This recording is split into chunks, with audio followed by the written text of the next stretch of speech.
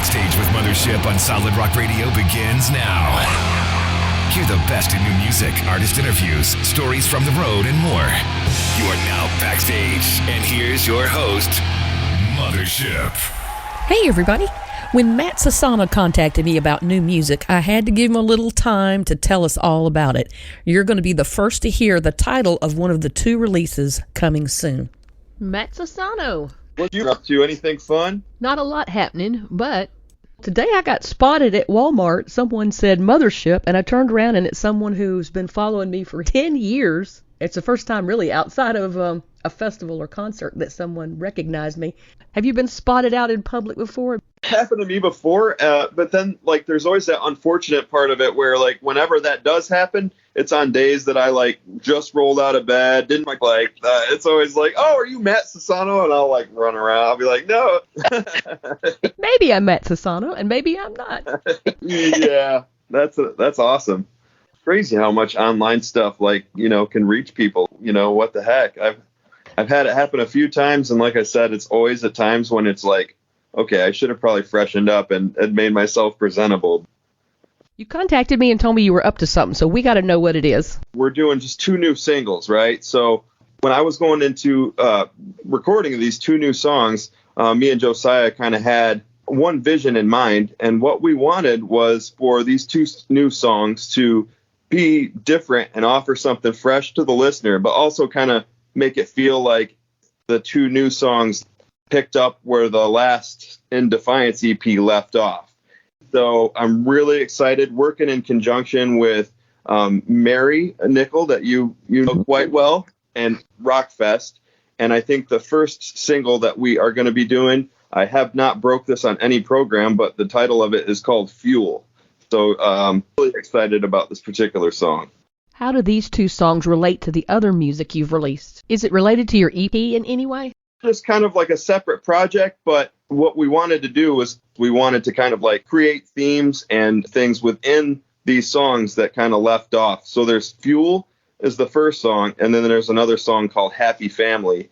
And what you'll find is it's building upon the story that the last EP talked about with overcoming, and there's a lot of themes of just overcoming adversity and stuff like that. The releases are going to be at the end of August, probably into October as well. So really excited. Like I said, really big honor to get back into the studio with Josiah and work on stuff that's really, really unique. Now, for those who do not know about your last EP, can you tell us a little bit about it? So the EP was called In Defiance. It was released on Rockfest a year ago or so. And essentially, it's a call to action to the listener to stand in defiance. So whatever makes them feel alone, worthless, powerless in their situation, depressed, and really talked a lot about the themes that were in my life of overcoming disabilities and things like that. I suffer, like I said, with cerebral palsy and another disability called dyscalculia. And so the song Not My Name went #1 on the CMW charts and opened up a really important conversation. And then the second single that we released, Dear God, was a song about just feeling praying to God and not getting your prayers answered, and kind of in the waiting of getting that prayer answered sometimes. And so that went #1 as well on the CMW charts. And I got to do a video with Joel Burris and everything, which was really fun. And we just really creatively pushed it. But I think a lot of the music that I create and continue to create shines the light on the underdog and people that feel disenfranchised. Now, we talked about your story in detail in our last interview, but again, for those who haven't heard it, would you mind sharing a bit of that? I feel like it's an important part of your musical journey. Sure. So I was raised in a small town called Canisteo, New York. It's like a small town where there's pretty much more cows than people, and raised in the church. So I remember, being heavily involved in church, from everything from worship team. I got involved in music by playing the bass, and was always in church all the time. Learned a lot of great things, but behind the scenes, and some things that I talk about on the new and old singles is the fact that my father was the pastor and very heavily abusive to me and my mom throughout our lives. And so a lot of my story revolves around overcoming disabilities, overcoming just things that wrestling with my faith that really impacted me as a kid. Man, it must have been difficult as a child to see your father in a ministerial position, but hiding behind a facade in front of the church and being abusive to you guys at home. What did that do to you? Man, well, I think for the first part of my life, you just kind of go through it and you're raised in it, so you don't really know the difference. But as you start growing as a teen and you start forming your own opinions, you start seeing through all this different stuff. You begin to kind of question everything. And one of the new singles that I'm actually coming out with is called Happy Family. So that's one of the titles of the songs. And one of the themes is it kind of surrounds the idea that in domestic abuse situations, oftentimes the abuse victims feel obligated to their abusers and have to put up this facade of being happy. And I remember, as a kid, we knew what our role was, what we knew, and we kind of mastered the art of pretend, making people believe that our lives were perfect. But behind the scenes, if you were to take a look behind the curtain, you would see a whole different picture. And so that's exactly what we're talking about in this new single, Happy Family. And I'm hoping that by putting this out there, it might inspire other people that are going through domestic issues to really step forward and be transparent. Amen. Why don't you go ahead and tell us what you can about the second single? Sure. So Fuel is a song just about how the dark things that happen to you, your personal hell that you've gone through in life does not have to destroy you. Growing up, I not only dealt with disabilities and educational issues, but there was a long list of people in my life that just kind of waited to see me fail. And Fuel is a song that talks about the things that happen to you often, make you stronger. You know what I mean? The verse that kind of came to mind as I was writing it was, no weapon formed against me shall prosper.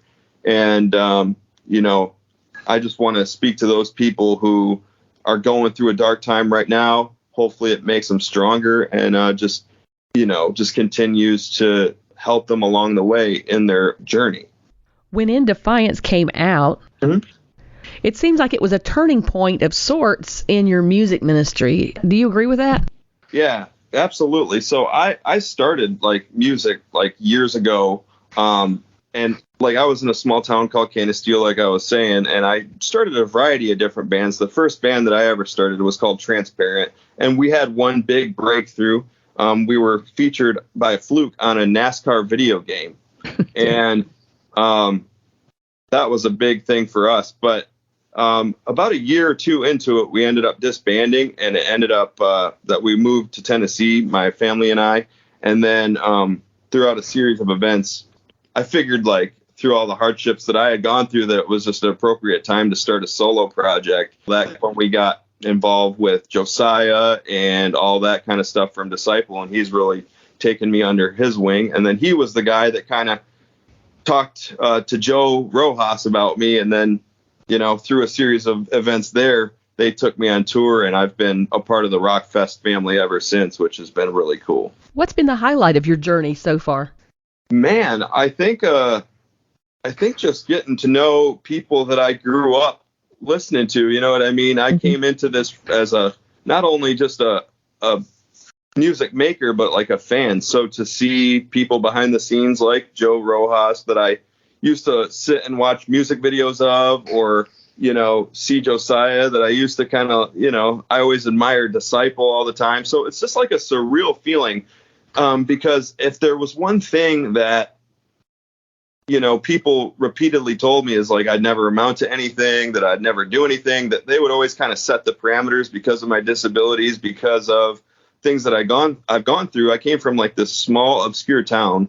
Nobody really ever came out of it doing a lot that's known or substantial. And so we kind of lived under this false mindset of just nothing can be accomplished. And now to see how the people that I grew up listening to have shaped and helped my journey is kind of a surreal feeling in a way. You know what I mean? It's just like, who comes from Canisteo, New York, and is known by anybody, and it's just like, this is a really cool feeling. And also just going to shows and seeing the impact that we're making, it's like so crazy I just got out of doing a prison ministry show not long ago and got to see a lot of people like, changed by the music and all that too. So it's weird how everything's come full circle. How did you dig yourself out from all that negativity and have the tenacity to get yourself out there? It's kind of funny because when I grow up with disabilities, like I started life on like an odd foot. So there was a lot of things that I struggled in my education. Like I said, I couldn't drive. And all these things impacted all the sorts of different avenues in my life, because when you can't drive, you struggle socially. So I always viewed music as my outlet to get out there. And I had that desperation of, if I don't do something substantial, like, if I don't do something kind of out of the box, I'm going to be stuck to a limited life. And so not only knowing that I was called to do it and that I had a unique perspective, but also the desperation of, if I don't do something, I'm just going to kind of be relegated to the kid that has disabilities, still living at home, still struggling in his education. And so I think that's kind of what gave me the fight to keep going, is like, okay, I need to do something, and I want to do something substantial in this world. And music was one of the things that I found that I was pretty decent at. You know what I mean? There's a lot of things that growing up, I wasn't ever good at education. I wasn't good at math. I wasn't good at, I would lose every job that I had due to a certain complication. And so I'm like, all right, this is kind of what I need to do. And it just inspired me not to give up. And through various projects over the course of 10 years, I'm here now doing this. And it's like, it's an amazing feeling. Mind blown, right? Yeah, I'm live on Mothership, dude. What would you say to those people who have limitations and maybe they don't feel exactly handy capable? They may be looking up to you for some inspiration. I would say that everybody has a purpose and everybody has something that God designed them for. Unfortunately, it's a bigger process for us. You know what I mean? Whereas a lot of people just kind of find their niche quickly. There's going to be an uphill battle for a lot of us. And a lot of us have different strengths and weaknesses. And, while I wish I could say, oh yeah, it's going to be easy and God's created you uniquely, which is all true. The uphill battle is going to be there if you're a person that struggles in a certain way. But if you continue to persist and use everything in your life as fuel to keep going rather than to destroy you, you can make it. You know what I mean? I don't know what your calling is or what God's designed you to do, but you will find it if you fight hard enough. Getting back to the new music, after the 2 songs drop, what's going to be next? Okay, so right now we're just kind of releasing those singles, and I have a lot of things coming up as far as prison ministry, and I've got a show coming up with the Protest that I'm really excited about here within the next month or so. So I get to go and reunite with the Protest. I met them on one of the tours with 7 Day Slumber, and they were just super nice guys, and so I'm excited. We're going to be doing a show in Urbana, Ohio together. It's going to be me, Safe Kept, and the Protest. And I can't wait to do that. And so, just trying to make arrangements with Rockfest and trying to make arrangements with Mary to see how best we can get these songs out there, because we really do believe in them. And I know that if you like the last stuff, you're going to like this stuff as well. Kind of a new project, but like I said, our goal, I'm talking to Josiah, we're like, okay, how do we make something fresh and new, but make it feel like we're still kind of telling a similar story? Hey, maybe they could be volume 1 and volume 2. Yeah. It's In Defiance Point, 5 or 2. Yeah, there's a lot of intersecting themes. For people who have watched the Dear God video that I did with Joel Burris, it visually depicts my struggle with domestic abuse. And so you get to see that story visually in the Dear God video. And then the song Happy Family is kind of pushes the envelope further with a song that backs up kind of that previous story. You know what I mean? With Fuel, it's talking about all the different things that come against you don't have to destroy you. Like, for instance, lyrically, it says, I'll just give you some lyrics. So it's like, you're about to hear something I never thought I would say. Thanks for the misery and the scars I can't erase. Thanks for all the dirt you threw on my name. You piled it high and tried to bury me. But you should have known when you burned me, I would rise out of the fire. It was your plan to destroy me. Instead, you took me higher. So, Oh, wow.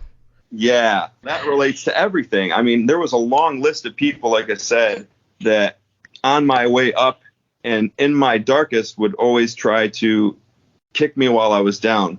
And one of the stories that kind of comes to mind when I'm thinking about this is I talked about this on Facebook just the other day, but as I was starting one of my first band projects, I had a guitar player in one of my bands that got into some trouble after a point, like in one of my first early bands, and my family took him in to try to like help him and everything. Well, he ended up cheating with my girlfriend and stuff like that, and kind of was like a nemesis throughout this whole time. And so whenever I think about people that have kind of, betrayed or backstabbed me, that's kind of what Fuel came from. But ultimately, that betrayal is what led me to kind of relocate and come to Tennessee and meet all these great people that I'm meeting now.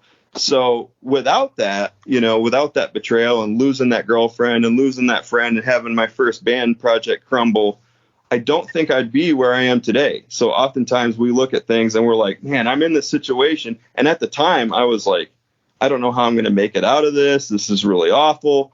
But that was that's what it took for God to move me from obscure New York to Tennessee to meet all the people that I'm meeting now. It always seems to work that way. You can't see things clearly until you are looking back. Yeah, absolutely. It's so weird. And another example of this is the fact that, like, when I was a kid, I remember like really just struggling with depression and all these kinds of things. Well, I ended up being admitted into an adolescent psych ward for, self-harm when I was a kid.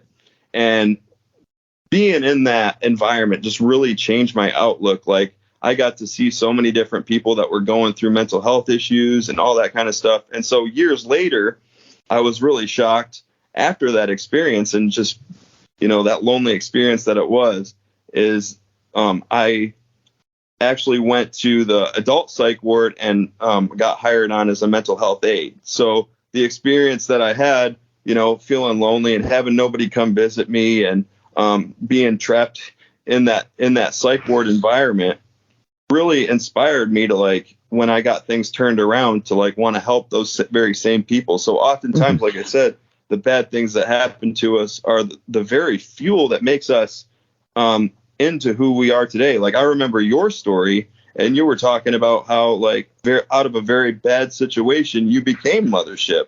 Exactly. A lot of tragic loss and a lot of crazy circumstances. And the next thing you know, here I am. Yeah, sometimes the ends don't always justify the means, but it does kind of make us stronger. And so between Fuel and Happy Family, I'm hoping to really motivate people in a way.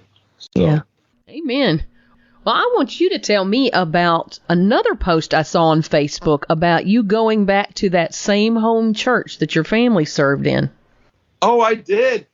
As you know, I was raised in the church, and like I talked a little bit about how, it was just a lot going on behind the scenes. The last time I was in that church, my parents were going through a very, very like heated divorce, and being the pastor's son, it's kind of like being a person of prominence. So people like speculate, and you're in a small town where everybody knows each other's business. So there was always people nitpicking at each other, picking sides, all this kind of stuff. I just remember being so torn up and kind of depressed the last time I was in that church. And what had happened was, over time, when I moved to Tennessee, the church regained under new ownership. And so they were now really good friends of ours and stuff like that. And they invited me to do a hometown concert back in that church. And I was excited about it, but I wasn't quite sure, anybody would show up. That's that, musician fear that for you, Yeah. But it was a really awesome time. I'd seen people that I haven't seen in 20 years, and we had a packed house. Like, we probably had 200 to 300 people in that church, just packed to the rafters, and people that I haven't seen in 20 years, and getting to talk to people that, like, having conversations about, like, hey, I'm sorry for the miscommunication here. I think that show in particular was definitely a source of, like, healing for a lot of people. We kind of left on a sour note. There was a lot of speculation as to what was going on. And just to see that house packed of people rocking out, and then I did like a little worship song in the middle, and to see those same people out there was just an amazing experience. And we're still getting people talking about it. They're saying it's one of the biggest things that's hit that little small town for quite a while. So this goes to show, I mean, I go to Canisteo and I'm suddenly Disciple, packing it out, man. And What a great feeling. Yeah. And so it was really, really cool. And I think, like I said, my mom and my stepdad were heavily involved in that church and very much hurt in the process of it early on. So they were helping me, and I think to see what that church has turned into over the last couple years is really a relief, because I know when my mom was going through it and she was forced out, she was really concerned about how her legacy would continue on and what would become of the place. And so it was definitely a milestone for us. Healing for everybody. Yo, absolutely, man. And it was just crazy. We ran all our sound and did all the stuff independently, and it really turned out really well, because usually we're kind of nervous. We're on with 7 Day Slumber. We're like, I hope we can run these lights and do it justice, man. It's your hometown show, so the last thing you want to do is turn and look lame. So we didn't do that. I was so glad that, like, we lived up to our expectation. We were like, okay, this actually ended up working out, and I still get messages every day of like, when are you coming back? So make it an annual event. Yeah, that'd be awesome. That's a great story of redemption. Yeah, it absolutely was. And just like I said, to see so many people that I haven't seen, and then I think it just reunited everybody, kind of put an end to it, because I don't know, for years and years that little small town was just riddled with drama, and it just reunited people and the people that you never would think that would show up showed up, like people that I was like, you're here? What? And so just the most ironic twist of fate there. I love it. Yeah. What do people need to know about getting your new songs? I would like to put this out there. If you're interested in getting the new music and kind of getting the updates as it comes out, I am starting an email list for people, because I'm working with Mary, and that was one of her first objectives, is to continue to expound on your email list. So if you would like to get the updates as they unfold, please, send me your email through my social media, and I will put you on the list. We're really excited about this new music, but we definitely are looking to grow that email list even more. What are your socials? Yeah, I'm on Facebook, Instagram, Twitter, TikTok. If anybody sends me an email address, we have a growing list, and I'm actually pretty surprised at how many people actually are signing up for it. But that is kind of one of our objectives pre-release, is to get that email list, DM it to me, and I'll put you on the list. We've been creating that together. And just letting people know to just continue to look for the new singles. Again, that's Fuel and Happy Family, all produced by Josiah Prince, and expounds on my story. And I'm hoping, like I said, it makes an impact. I really put my heart and soul into this new music, and I'm really hoping that people can identify with it. Amen. Well, I'm happy for you, and I can't wait to hear them either. Yeah, I think, like I said, when me and Josiah kind of came into this, we were looking for more of like that cinematic edge that people love. And I think we're pushing the envelope a lot with, I think it might sound a little bit rockier than the last stuff maybe, but yeah, man, we're just super stoked about it. Like, we had a list of 10 to 20 songs, and these were the ones that kind of me and Josiah agreed on.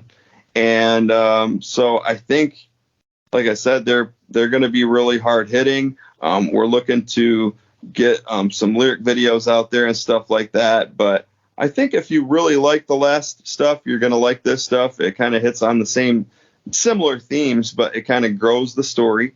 And when I recorded Fuel, I was sick. So I remember being in studio, and I had a really sore throat and like a fever. And so hopefully it doesn't come through on the recording. I think it sounds really good, but just a tidbit for people that want to know, when I recorded Fuel in studio with Josiah, I remember in between takes laying down on the couch for minutes on end and all that. So I had to summon my inner strength. I had to use that as fuel to get the songs done. Oh, there you go. 'Cause, I'm like, oh my gosh, that was just definitely one of those experiences that was tougher, because I was like, I don't want to, have to reschedule and redrive to Nashville to get all these songs done. With Josiah together, teamed up, and he's like, dude, you can do this, man. Yeah. So there's a little tidbit of just information that nobody would know, but once you listen to Fuel, you'll be like, yep, he had a sore throat and he was dying in the recording process.